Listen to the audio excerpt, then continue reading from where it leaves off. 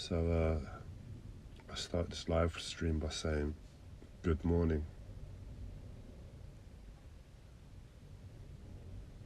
as if it's 7 o'clock, as if it's the time that I've tried to get up and ready for over a year now. Between my physical health and my mental health that stopped me every day. Every day. My soul's died, my spirit's died.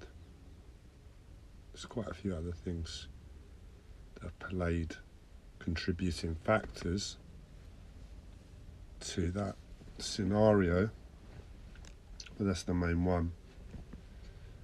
It happened to me again today.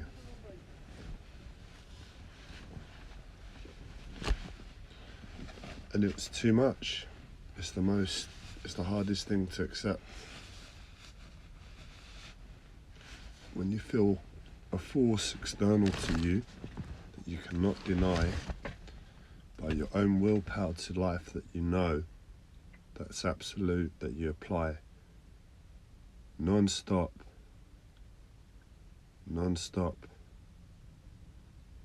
for over a year, a very simple task.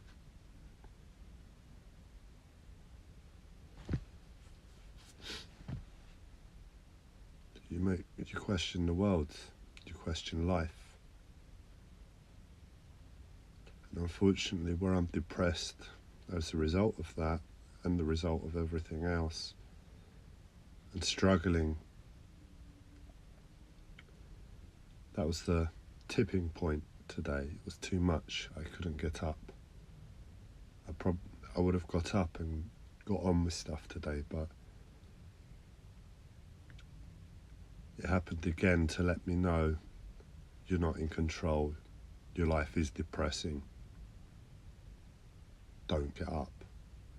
And I said, fine, I'm not going to fight. It's absolutely true what you say.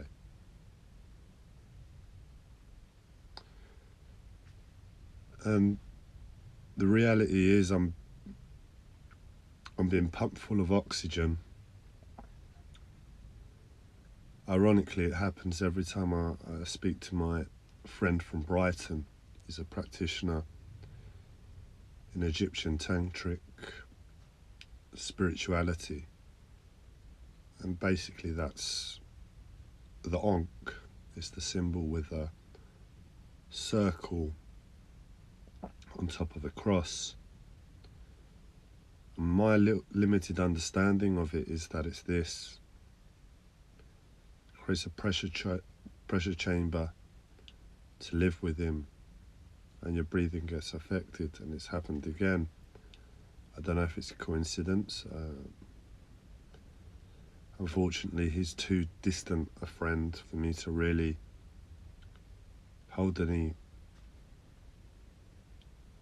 pain towards.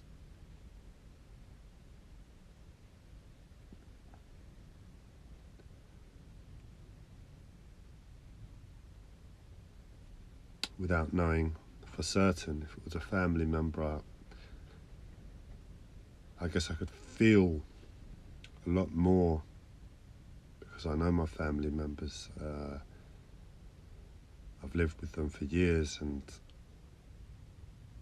they feature within my mental health. So it's easier for me to make what could be called a snap decision over the space of a month and year to come to a conclusion. But unless I know it's this friend, it's just my life and it's my family doing it to me still. But either way, my life is done. It truly is. Now I'm going to get up and start sorting my day out, and you're going to come with me for the first few minutes. I don't know how long that's going to last. I have not much to say, other than knowing within that horrible place where I've been within what I suspect is the onk. I'm unable to breathe, I'm unable to think, I'm hyperventilating.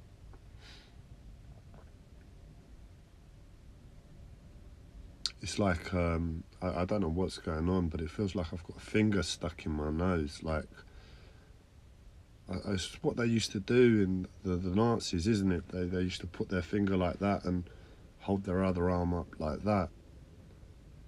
I don't know if that was a piss take on a spiritual level about this sort of experience. It really doesn't feel pleasant at all, and it's ruined my life. But then again, it could be something totally different. But why on earth would a human being choose to stand in such a peculiar way to put a finger under your nose and lift your arm? And then get the population to do it in response as a sign of something.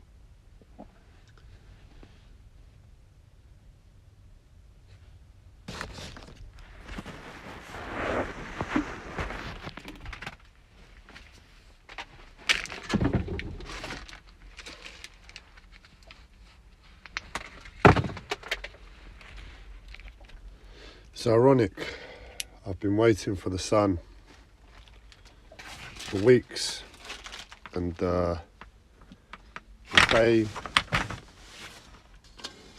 days when it starts to get sunny again,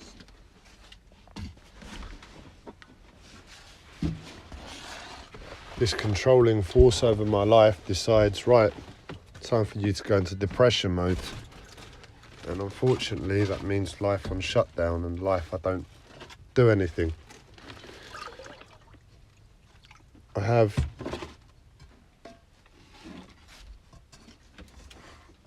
been aware in the past, when life wasn't so painful, that it's still important to push myself in these moments, but life is so painful in the present moment, that's impossible. And I know to ignore whatever that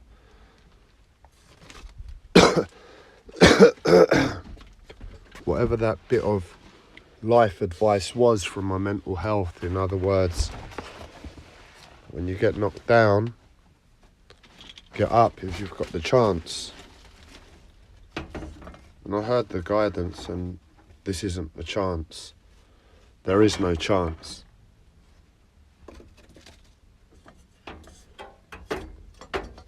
I'm not a child. Unfortunately, circumstances are trying to create a scenario for me where I have to almost lose my mind, and that's what I really wanted the title to be. I've lost my mind. Because there's no way I can be experiencing these emotions, speaking to this camera right now, given yesterday, the day before, and who I am as a result of my past. There's no way in hell. But what I'm doing is not honouring, because it's too painful to honour, but I have no choice but to see the present moment in everything that it's putting in front of me. And with the past and the present moment, oh, that's a rat that was picking up a bit of cheese next to my boat or something. I was eating it. It actually looks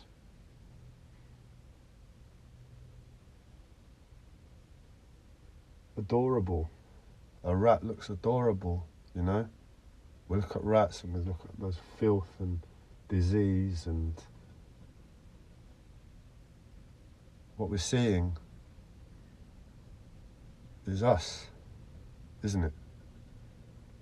Can you imagine nature, the world natural?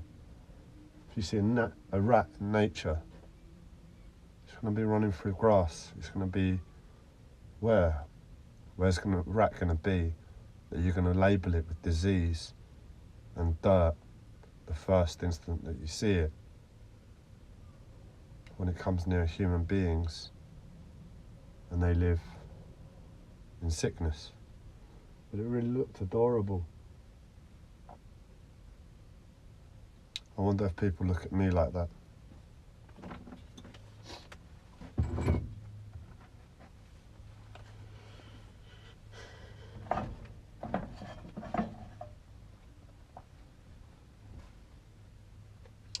The reason I'm making the live stream is in the hope that where I'm not able to think in my own mind and I'm in agony as a result of my body, I'm going to have to end the live stream.